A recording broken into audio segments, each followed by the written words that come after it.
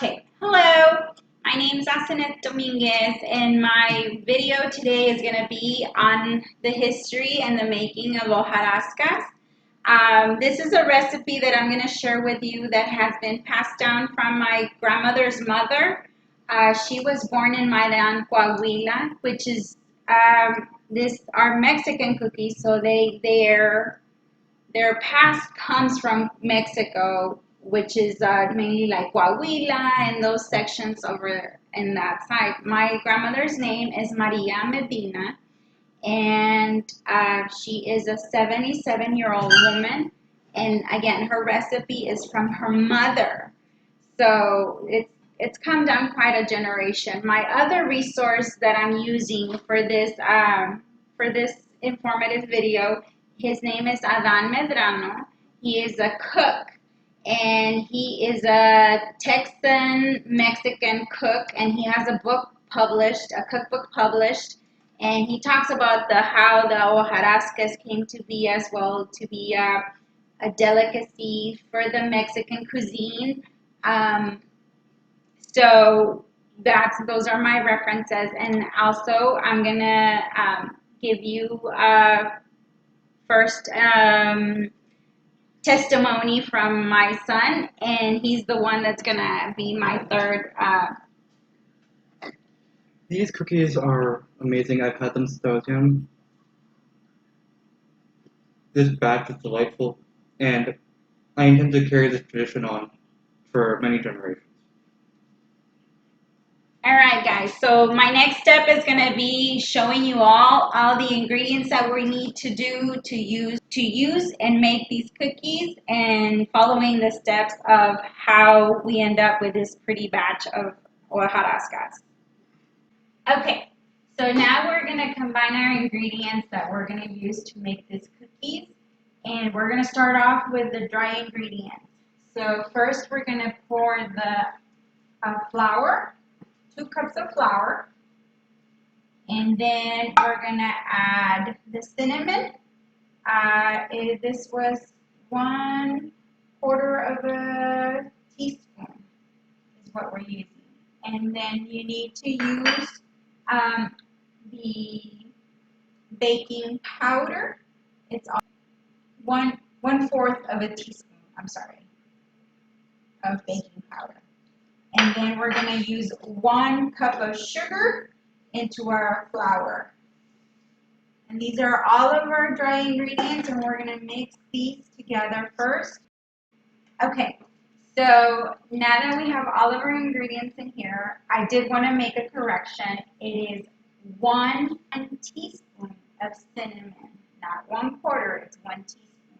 So we're going to mix our dry ingredients so they're very well mixed before we add our wet ingredients, which will be the egg and the lard. Very well mixed. Okay, now I'm going to add the egg. And I know I've got to do this real quick, so we're going to pause in between these things because I only have a few minutes to finish this whole thing. Okay, so we have our flour and our wet ingredients all mixed together, and this is how it's going to look. It's not going to be one solid ball because you need it to feel kind of grainy. And now we're going to make little portions of this, and we're going to shape them into little circles, little balls that are going to make our cookie. And so we're going to fold them and kind of make a shape out of a cookie. And see, like that. Kind of make it round. We're going to make a bunch of these till our tray is full. So now we have our cookies ready to be put in the oven. We've set our oven to 350 degrees, and it's going to be for 15 minutes. So now I'm going to put the cookies in here, and we're going to come back. Once I pull them out, we're going to come back. And we're going to dust them in sugar and cinnamon, and then we'll be ready with our cookies. All right, so while our cookies are in the oven, we need to create the mixture where we're going to powder our cookies in. So you need 2 cups of sugar, and this is regular plain sugar. We're going to put that 2 cups of sugar in a bowl and 2 tablespoons of cinnamon. And these are all going to go in here. We're going to mix that, lightly mix it so where it just becomes kind of even, so you don't get pockets of cinnamon and you don't get pockets of sugar. So we're going to make them like this. Make sure that all that sugar gets mixed with the brown cinnamon. And so you're going to end up with a little brown mixture, and it smells so fragrant. It is really, really fragrant once you get it all mixed together. Okay, so our cookies are ready, and remember they are supposed to look pale. They're not supposed to be very dark. So they are hot, and this step is done right as you pull them out of the oven. So they are going to be hot and very fragile. So when we're going to dip them in the sugar, make sure that you rub them gently so that they don't crumble on you. So here we go. You're going to grab one. And you're going to put it in your sugar like this. You're going to cover it with your sugar and your cinnamon. And see how they turn the different colors? See how they're brown now? That's the cinnamon adding that extra color to your cookie. So then, oh my gosh, these smell so good. We're going to do just a couple, and then we're going to break away and show you how they look all already done.